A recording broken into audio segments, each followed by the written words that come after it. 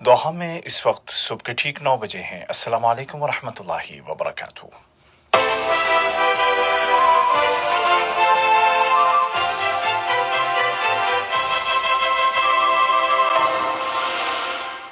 ये Urdu radio Qatar है। अब आप उबैद ताहिर से आज का पहला नशरिया समात कीजिए। इब्तिदा में पेश खिदमत हैं इस वक्त की अहम सुर्खियाँ।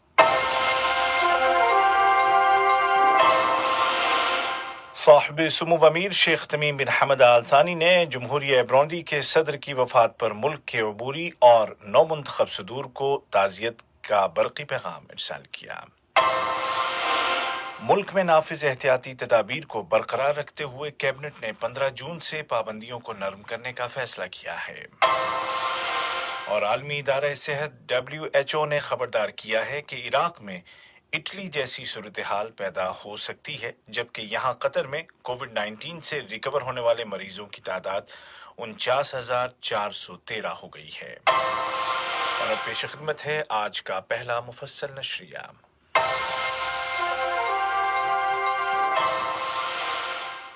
बिस्मिल्लाहिर्रहमानिर्रहीम। साहिब सुमो अमीर शेख तमीम बिन हमद आल थानी ने जमहूरिया ब्रौंदी के अबूरी सदर जनाब बास्काल नियाबिंदा और नौ मुंतखब सदर जनाब एवारेस नेदाशमी को मुल्क के सदर जनाब पियर नकुरुनजीजा की वफात पर ताज़ियत के बरक़ी तार इरसाल किए। नायब अमीर शेख अब्दुल्ला बिन हमद आल थानी और वज़ीर आज़म व वज़ीर दाखिला शेख खालिद बिन खलीफा बिन अब्दुल अज़ीज़ आल थानी ने भी इसी मुनासिबत से ताज़ियत के बरक़ी पैगामात रवाना किए। वज़ीर आज़म व वज़ीर दाखिला शेख खालिद बिन खलीफा बिन अब्दुल अज़ीज़ आल थानी की सदारत में कल काबीना का मामूल का इजलास बुलाया गया। वीडियो लिंक के जरिए बुलाए के तहत काबीना ने सरकारी मुलाजिमीन के काम के घंटों में तब्दीली करते हुए फैसला किया है कि इतवार 14 जून से पब्लिक सेक्टर्स में सुबह 7 बजे से दोपहर 2 बजे तक 7 घंटे ड्यूटी होगी। काबीना ने फैसला किया कि 15 जून से private medical facilities emergency services के अलावा अपनी गुंजाइश के 40% तक दीगर तिब्बी खिदमात पेश कर सकेंगी और इस फैसले पर अगले ऐलान तक अमल दरामद जारी रहेगा। बादअज़ां कैबिनेट ने एजेंडे पर दर्ज दीगर मौज़ूआत का जायजा लिया और मुनासिब फैसले सादिर किए। कैबिनेट ने ऑस्ट्रिया के साथ टूरिज्म के शोबे में की गई मुफाहमत की एक याददाश्त यानी MOU की भी तौसीक की। वज़ीर तालीम व आला तालीम डॉक्टर मोहम्मद बिन अब्दुल वाहिद अल हम्मादी ने कहा है कि कतर ने कोरोना वबा का मुकाबला करने और मुख्तलिफ शोबों में उसके असरात को कम करने के लिए ज़बरदस्त कोशिशें की हैं और इन शोबों में अहम तरीन शोबा तालीम का है। उन्होंने कहा कि वजारत तालीम ने रिमोट एजुकेशन या ऑनलाइन क्लासेस के सिस्टम के साथ साथ तलबा की सेहत और सलामती को यकीनी बनाने के लिए मुतअद्दिद दीगर इक़दामात भी किए। वज़ीर तालीम व आला तालीम ने खलीजी मुल्कों के वज़राए तालीम के एक गैर मामूली इजलास से खिताब करते हुए इन ख्यालात का इजहार किया। वीडियो लिंक के जरिए मुनाकिद किए गए इस इजलास में GCC के जनरल सेक्रेटरी जनाब डॉक्टर नाइफ बिन फलाह अल हजरफ ने भी शिरकत की। वज़ीर ममलिकत बराए उमूर खारजा जनाब सुल्तान बिन साद अल मुरैखी ने एक बार फिर कतर के फ़लस्तीनी अवाम की जायज़ लड़ाई के हामी मौक़िफ़ को दोहराते हुए कहा है कि कतर फ़लस्तीनी अवाम की जानिब से उनके छीने गए हुकूक की वापसी की लड़ाई और छीनी गई ज़मीन की वापसी के लिए जारी कोशिशों की हिमायत करता है। इस्लामी ताउन तंजीम के वजारती सतह के ऑनलाइन इजलास से खिताब करते हुए वज़ीर ममलिकत ने इसराइली हुकूमत के उन इक़दामात से खबरदार किया जो खित्ते के बल्कि पूरी दुनिया के अमन और सलामती के लिए ख़तरा हैं और पायदार, जामे और मुनसिफाना अमन तक पहुँचने के लिए मुत्तफ़िक़ा 2 रियासती हल के मंसूबे को कमज़ोर कर रहे हैं। उन्होंने कहा कि 2 रियासतों के क़याम के अलावा कोई मुतबादिल हल नहीं है। افغانستان کے دارالحکومت کابل میں قطر کے وزیر خارجہ کے خصوصی ایلچی برائے انسداد دہشت گردی اور ثالثی ڈاکٹر مطلق بن ماجد القحطانی نے کہا ہے کہ قطر افغانستان میں استحکام لانے اور آپس میں صلح صفائی کے لیے مدد اور ضروری سپورٹ کے لیے تیار ہے۔ یاد رہے کہ قطر کی ثالثی کے نتیجے میں طالبان اور امریکہ کے درمیان دوحہ میں کامیاب مذاکرات کے بعد ایک امن معاہدے پر دستخط کیے گئے تھے، جس کے بعد افغان حکومت اور طالبان نے ایک دوسرے کے قیدیوں کو رہا کیا۔ اس معاہدے کے تمام نکات پر عمل درآمد کو آسان بنانے کے لیے قطری سفارتکاری سرگرم ہے۔ ترکی میں قطر کے سفیر جناب سالم مبارک آل شافی نے کہا ہے کہ خلیجی بحران کو حل کرنے کے لیے کسی بھی پہل میں اس بات کو سنجیدگی سے لیا جائے کہ قطر کسی بھی صورت میں ملکی خود مختاری پر سمجھوتا نہیں کرے گا اور نہ ہی ڈکٹیشن اور کسی دوسرے کی بالادستی قبول کرے گا۔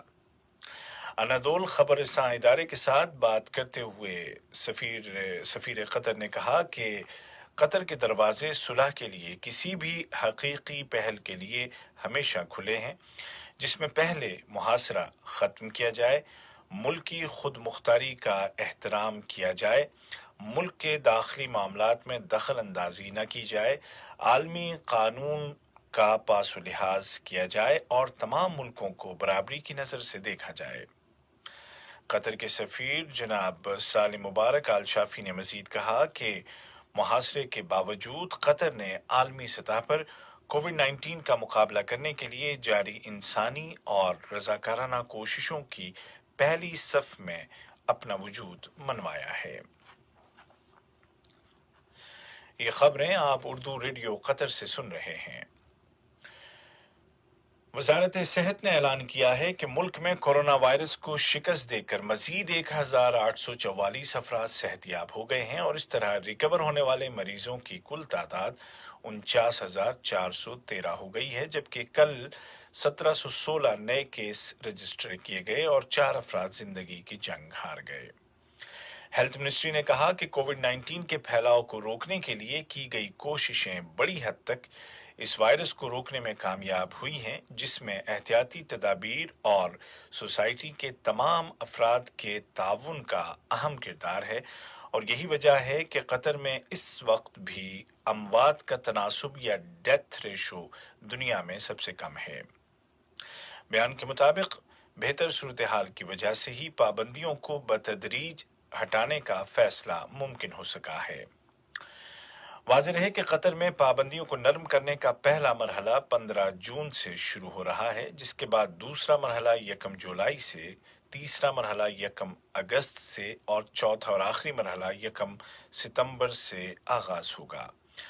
ہر مرحلے میں سابقہ مرحلے سے زیادہ نرمی کی جائے گی، لیکن اس دوران تمام احتیاطی تدابیر پر عمل کرنا ہوگا، بصورت دیگر پابندیاں دوبارہ عائد کی جا سکتی ہیں۔ عالمی ادارہ صحت WHO نے خبردار کیا ہے کہ عراق میں اگر کووڈ-19 کے مقابلے میں سستی کا مظاہرہ کیا گیا تو صورتحال اٹلی جیسی ہو سکتی ہے۔ ادھر عراقی حکومت نے کل کورونا کے 34 مریضوں کی وفات کا اعلان کیا ہے، جو ماہ فروری میں اس ملک میں وائرس کے انکشاف کے بعد سے ایک دن میں ہونے والی سب سے زیادہ اموات ہیں۔ دوسری جانب جنوبی امریکہ کے ملکوں میں وائرس تیزی کے ساتھ پھیل رہا ہے، بالخصوص برازیل میں، جو امریکہ کے بعد عالمی سطح پر اس بیماری کا دوسرا بڑا گڑھ بن گیا ہے۔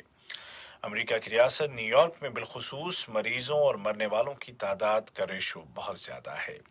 ایسی صورتحال میں امریکہ میں پابندیوں کو ہٹانے کا مطالبہ کس قدر مناسب ہوگا، اس پر ڈیبیٹ جاری ہے۔ لیبیا کی وفاقی حکومت کی فورسز کے لیے مزید فوجی کمک پہنچ گئی ہے۔ یہ فوجی دستے سرت شہر کے قریب جنگی محاذوں پر تعینات ہیں اور جلد اس شہر پر حملہ کرنے کی تیاریوں میں ہیں۔ وفاقی دستوں نے حریف جنرل حفتر کی افواج کو سخت نقصان پہنچایا ہے۔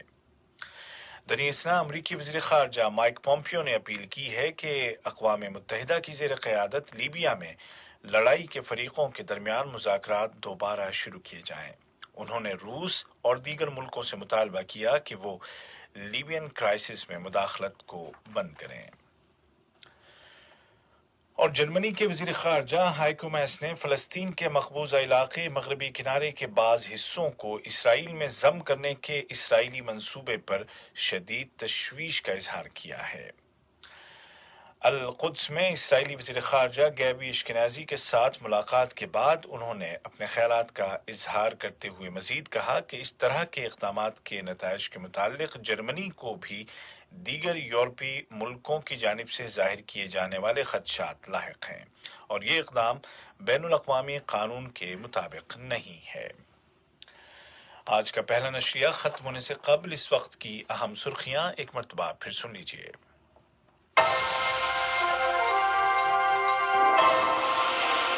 صاحب سمو امیر شیخ تمیم بن حمد آل ثانی نے جمہوریہ برونڈی کے صدر کی وفات پر ملک کے عبوری اور نو منتخب صدور کو تعزیت کے برقی پیغامات ارسال کیے۔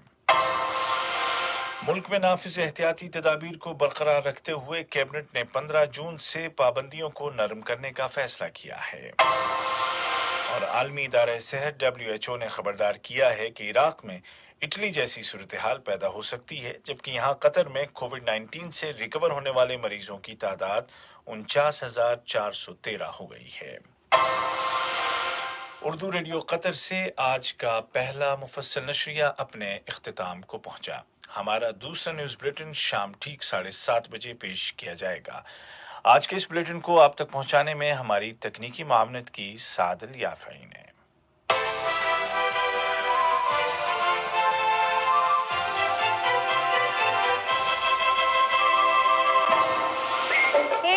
دلی کا